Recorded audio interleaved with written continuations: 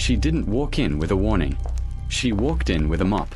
And before that day was over, everything her brother thought he knew about the woman he was about to marry would be put to the test. What she discovered, nobody in that family was ready for. Before we dive deeper, let us know in the comments where you're watching from. We'd love to hear from you. And if you're new here, click on the subscribe button so you never miss any of our upcoming videos. Marcus Ellison was 38 years old, and by every measure that mattered to the world, he had made it. His investment firm managed over $400 million in assets. He owned a home in Atlanta with a view that made guests stop mid-sentence just to stare out the window. He drove a car that cost more than most people's mortgages. He had a housekeeper, a personal trainer, and a chef who came in 3 times a week. And yet, every Sunday morning without fail, Marcus Ellison made his own scrambled eggs. Because his mother had taught him that a man who forgets where he came from eventually forgets who he is. His mother, Carol Ellison, had raised him and his younger sister Diana in a 2-bedroom apartment in East Point, Georgia. She worked the early shift at a hotel laundry facility for 22 years. She pressed other people's sheets while her own children slept on second-hand mattresses.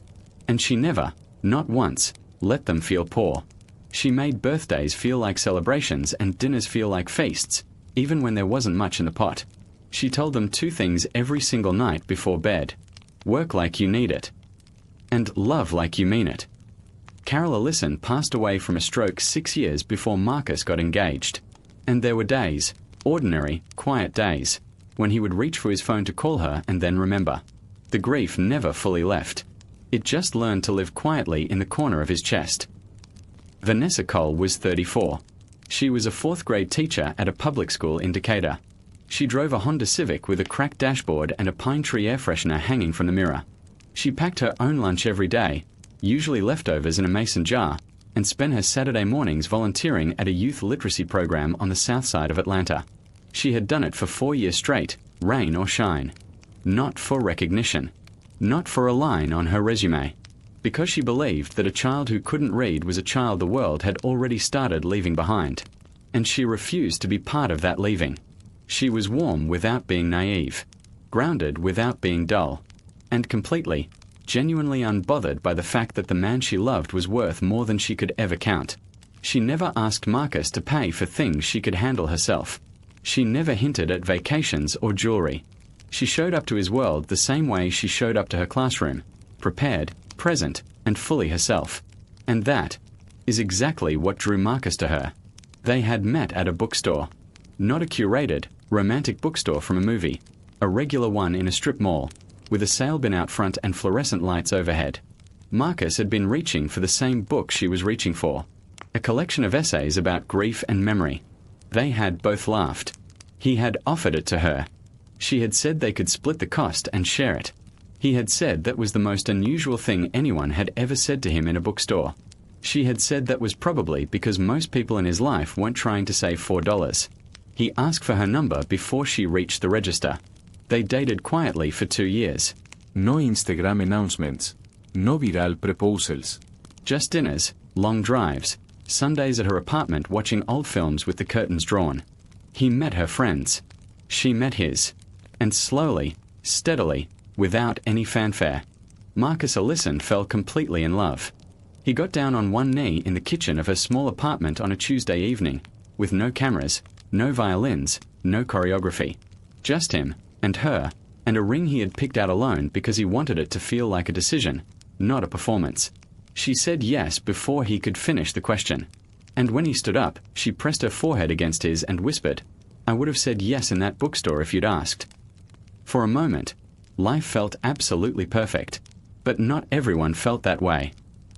Marcus had one sibling, a younger sister named Diana Ellison. Diana was 35.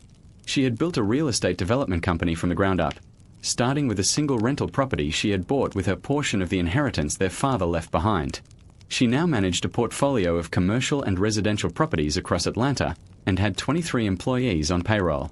She was sharp, deliberate, and fiercely protective of her brother in a way that sometimes crossed the line between love and control. She had been that way since childhood, always watching out for Marcus, always 10 steps ahead of a problem he hadn't seen coming yet. She had watched him get hurt before. 5 years ago, there had been a woman named Rochelle.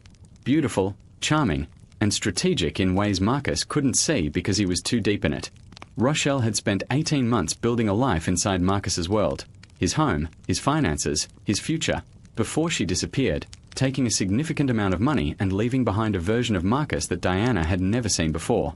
Quiet, withdrawn, doubting himself in ways he never had. Diana had been the one to sit with him through that.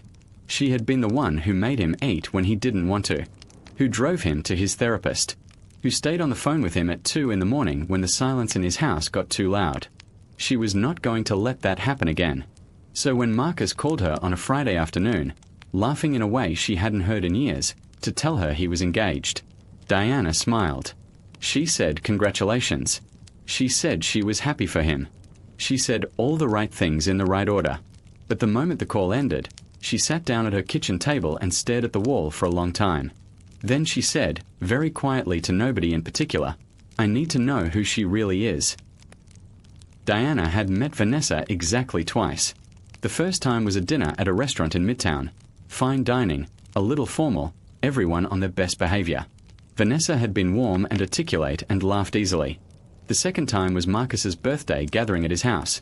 Casual, relaxed, Vanessa in the kitchen helping with food without being asked. Both times, Diana had been watching. And both times, Vanessa had seemed genuine. But Diana knew that people could perform genuine for an evening. She had done it herself more times than she could count. What she needed to see was the version of Vanessa that showed up when there was nothing to gain. When no one important was watching. When the only person in the room was a woman with a mop bucket and tired knees. So she made a plan. Marcus mentioned on a Thursday evening that he was flying to Chicago for 5 days for an investment conference. He mentioned it the way people mention ordinary things, casually, between bites of dinner, and said that Vanessa had offered to stop by his house each day to water the plants, collect the mail, and make sure everything was in order. He had given her a key. He thought it was the kind of thing you did when someone was truly your person. Diana thought it was the opening she had been waiting for. She made one phone call that night. To Gregory, Marcus's house manager, who had worked for the family for 9 years and who Diana trusted completely. She explained what she needed. Gregory was quiet for a moment and then said, "Miss Diana, I'll have everything ready." He asked no other questions. That was why Diana trusted him. The next morning, Diana Ellison, who owned 3 properties in Buckhead, wore Chanel on Tuesdays, and had once been photographed for the cover of a regional business magazine, stood in front of her bathroom mirror in a pair of worn grey trousers and a faded blue cleaning shirt she had borrowed from a service she had contracted before. She pulled her hair into a low bun, tucked it under a plain cap, and removed every piece of jewelry she was wearing. She looked at her reflection for a long moment. She barely recognized herself. She decided that was the point. She drove her second car, a modest, unremarkable silver sedan she used for practical errands, and arrived at Marcus's house at 8:35 in the morning. She sat in the car for 10 minutes, breathed, reminded herself why she was doing this. Then she picked up the mop bucket from the backseat, walked to the front door, and rang the bell. Vanessa answered. She was in an oversized t-shirt with a school fundraiser logo on the front and a pair of leggings.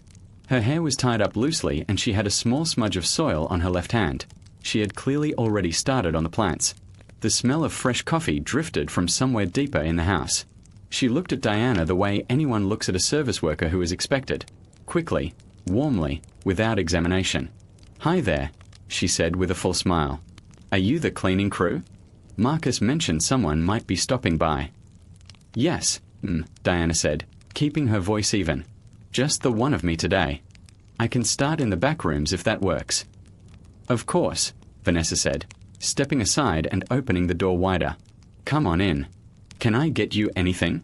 Coffee? Water? I just made a pot." Diana blinked. She had not expected that. "No thank you. I'm fine." "You sure?" Vanessa glanced toward the window. "It's cold this morning. Really cold." She was already turning back toward the kitchen. "I'll leave a cup on the counter just in case. No pressure." Diana watched her walk away and stood very still for a moment. Then she picked up her bucket and went to work.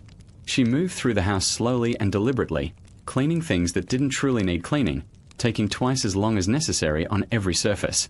What she was really doing was watching, listening, paying attention to every small thing Vanessa did when she thought she was alone. Vanessa did not sit on Marcus's couch and scroll her phone. She did not wander through rooms she had no business being in.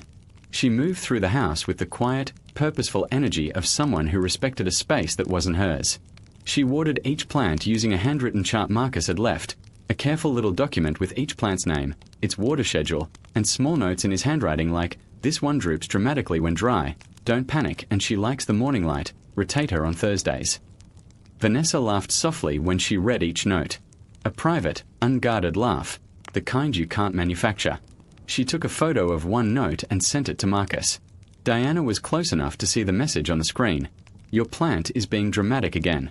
She takes after you." Faced with tears of joy, and a moment later Marcus replied with 3 laughing emojis and, "Her name is Gloria. Treat her with respect." Vanessa laughed again. Then she carefully rotated the pot toward the window. Diana felt something move in her chest. Quietly. Like a door opening just slightly. Around 11 o'clock, Vanessa sat at the kitchen island with a small notebook and began marking papers. She was grading worksheets covered in a child's handwriting. She had her red pen in one hand and her coffee in the other, and she was completely absorbed. Every few papers she would stop and write a small note in the margin. Not just a check or an X, actual words. Encouraging ones, from what Diana could see when she passed through. At one point, Vanessa stopped on one paper for a long time. She set down her pen. She read it again. Then she pressed her lips together and looked at the ceiling briefly before picking up a pen and writing something longer than usual in the margin. Diana didn't ask, but she noticed. Just before noon, Diana was on her knees in the hallway scrubbing the baseboards, a task she had deeply underestimated, when the back of her knee seized with a sharp cramp. She hissed through her teeth and grabbed the wall, pushing herself upright. Her knee throbbed. She pressed her hand against it and breathed slowly, telling herself it would pass. Vanessa appeared at the end of the hallway within seconds. "Hey, are you okay?" "I'm fine," Diana said quickly. Too quickly. "You sure?" Vanessa was already walking toward her. "You don't look fine. Do you want to sit for a minute?" "I said I'm fine," Diana repeated, and heard the sharpness in her own voice. Vanessa didn't flinch. She didn't look offended. She just paused, tilted her head slightly, and said very gently, "I know you said that, but you don't have to be." She nodded toward the kitchen. "Come sit for 5 minutes. Nobody's timing you. The house will still be here." Diana looked at her for a long moment. Then she followed her to the kitchen. Vanessa set a cup of coffee in front of her without asking again and placed a small plate of crackers and cheese on the counter, things she had found in Marcus's pantry. She sat on the stool across from Diana and didn't say anything immediately. She just let the silence be what it was. Easy. Unhurried. The kind of silence that most people can't tolerate, but some people have learned to live inside comfortably. After a moment, she said quietly, "You do this every day." Diana looked up. "Do what?" "This. The cleaning. All of it." Vanessa nodded toward the hallway.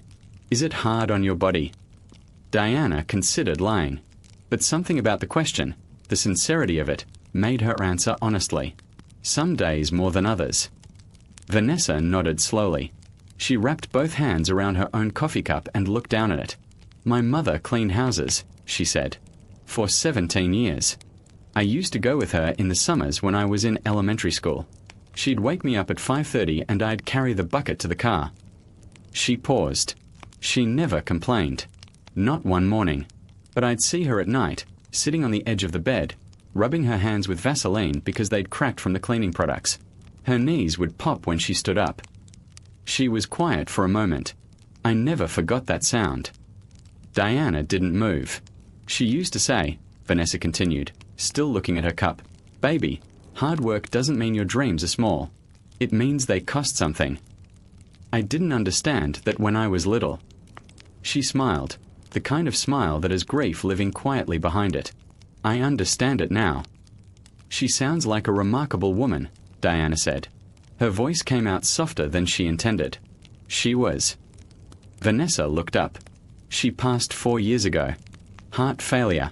It was fast, which everyone said was a mercy. I'm still deciding whether I agree. She exhaled. She never got to meet Marcus. That's the part that gets me sometimes. She looked toward the window. She would have loved him. Not because of any of this.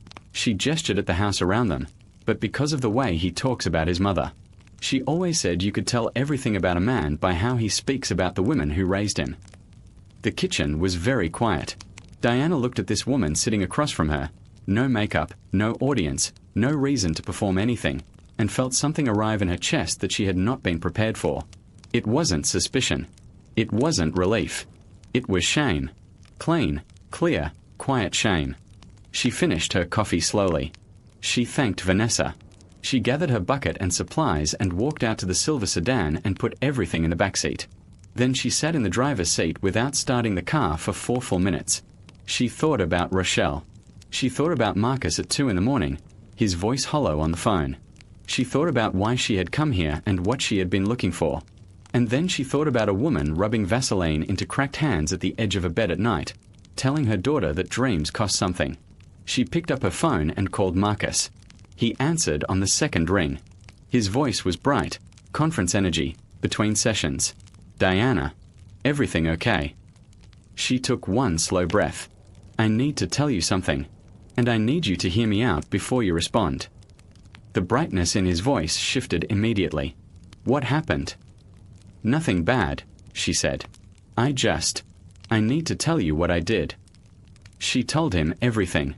The cleaning shirt, the borrowed sedan, Gregory, the mop bucket, all of it. She said it plainly, without excuses dressed up as explanations, because she owed him that much.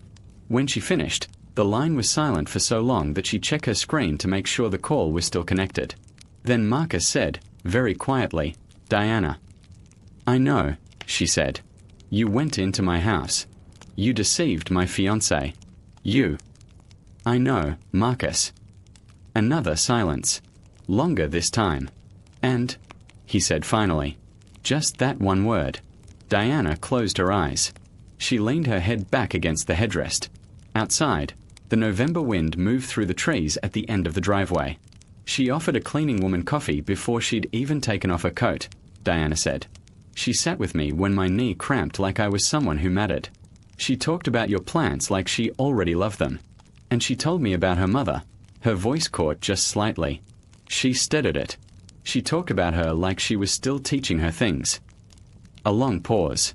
She didn't know I was watching. There was nothing to gain. There was nobody to impress.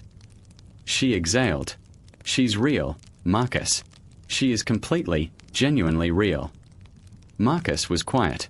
When he spoke, his voice was thick in a way Diana hadn't heard since their mother died. I already knew that, he said. I know, Diana said. I'm sorry I needed to see it for myself. Marcus flew home 2 days earlier than planned. He went straight to Vanessa's apartment. No flowers. No gifts. No grand gesture. He sat across from her at her small kitchen table, the one with the mismatched chairs and a stack of ungraded papers at one end, and told her everything. He looked her in the eyes the entire time. He didn't soften the details or rearrange them to make Diana look better. He told it the way it happened. Vanessa listened without interrupting. Her hands were flat on the table in front of her. Her face moved through things, surprise, confusion, something that looked briefly like hurt, and then settled into something quieter, something thoughtful. When Marcus finished, she was silent for a long moment. Then she said, "She loves you." Marcus opened his mouth. Vanessa, she went behind. "She loves you," Vanessa said again. Not louder, just more certain. She watched someone almost destroy you, and she decided she would never let that happen again, even if it cost her your anger. She paused. That's not manipulation, Marcus. That's devotion. It just came out sideways. Marcus stared at her. You're not angry. Vanessa considered that honestly. I'm something, she admitted. I'm not nothing, but angry. She shook her head. I can't be angry at a woman for loving her brother the way I wish someone had loved mine. She looked down at her hands. I just hope she knows now that I'm not going anywhere. She looked back up at him. And I hope she knows I'd like to be her friend, if she'd let me. Marcus reached across the table and took both her hands in his. He didn't say anything. He didn't need to. Diana called Vanessa the next morning. It was before 7. Diana almost lost her nerve twice before the call connected. When Vanessa answered, she sounded awake and unsurprised, like she had been expecting it. Diana had prepared a speech. She had written notes. She had 3 different versions of what she wanted to say. But the moment Vanessa said hello, Diana set all of it aside and said simply, "I owe you an apology I don't fully deserve to give yet. But I wanted to start with this. You are exactly who Marcus needs. And I'm sorry I needed a mop and a borrowed shirt to figure that out." There was a pause. And then Vanessa laughed. A real laugh. The kind that has no performance in it at all. "Miss Diana," she said, "I carry a bucket every Saturday morning at the literacy program. You should have just come to that. I would have shown you everything you needed to know in about 20 minutes. Diana laughed too. For the first time in weeks, it came easily. They talked for 45 minutes that morning. About their mothers. About Marcus. About what it means to protect someone you love and what it costs when you do it wrong. About the difference between a test and a truth. By the time they hung up, something had shifted between them, quietly, irreversibly, like furniture that has been moved and will not go back to where it was. 6 months later, on a warm Saturday afternoon in April, Diana Ellison stood near the front of a small outdoor wedding venue in Stone Mountain, Georgia. White chairs were arranged on either side of a grassy aisle bordered by wildflowers. 6 to 4 guests, people who actually knew Marcus and Vanessa, not people who needed to be seen there. A string quartet played softly somewhere behind the rows of chairs. Marcus stood at the end of the aisle in a dark navy suit, his hands clasped in front of him, watching the entrance. His jaw was tight with the specific kind of emotion that men try very hard to hold still in public. Diana stood nearby, close enough to see his face clearly, and she watched him the way she had been watching him his whole life, making sure he was okay, making sure the world was being fair to him. And then the music shifted, and Vanessa appeared at the top of the aisle. She wore a simple ivory dress with no train, no excessive embellishment, just clean, elegant lines and a small crown of flowers in her natural hair. She carried a single bouquet of wildflowers that matched the ones lining the aisle. She walked slowly, not performing, just walking, looking at Marcus the entire time like he was the only thing in the garden worth seeing. Marcus pressed his lips together hard. His eyes were bright. He didn't look away from her for a single second. Diana watched this and felt her chest tighten with something she could only describe as rightness. The particular feeling of seeing a thing exactly as it should be. When the officiant reached the moment where objections could be raised, a small ripple of warm laughter moved through the guests, the kind that happens when everyone in the room knows there is absolutely nothing to object to. Diana, who had spent her entire adult life with opinions about everything and the courage to voice them, said nothing. She smiled. She pressed her hands together in her lap, and she let her brother have his moment completely. After the ceremony, during the quiet interval before the reception began, Diana slipped away from the gathering and found Vanessa standing alone near the edge of the garden, adjusting the flowers in her hair in front of a small decorative mirror propped against a stone wall. Vanessa saw Diana in the reflection before Diana could speak. She turned around. They looked at each other. Diana extended her hand, open, palm up, the way you offer something rather than the way you conclude a deal. Vanessa looked at it for just a moment. Then she stepped forward and took it in both of hers. "I'm sorry," Diana said, "for not trusting you sooner, for making you earn something you never should have had to prove." Vanessa was quiet for a moment. Then she said, "You protected your brother, the way your mother taught you to." She squeezed Diana's hands gently. "I'm not going to be angry at someone for loving the way they were raised to love." Diana nodded slowly.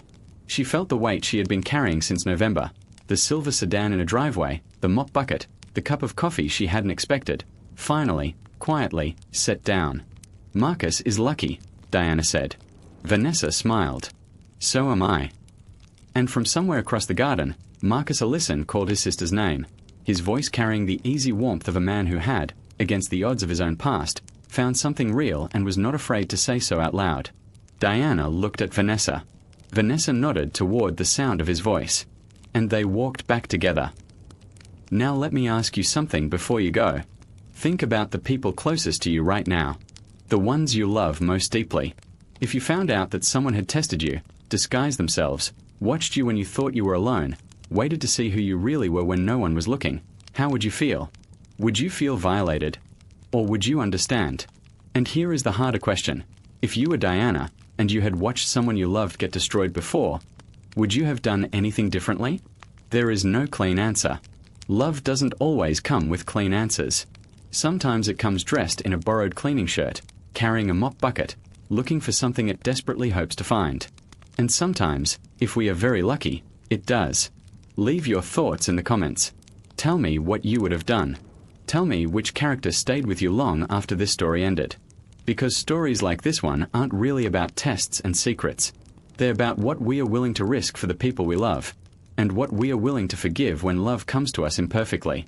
And if this story moved you the way I hope it did, share it with someone who needs to hear it today.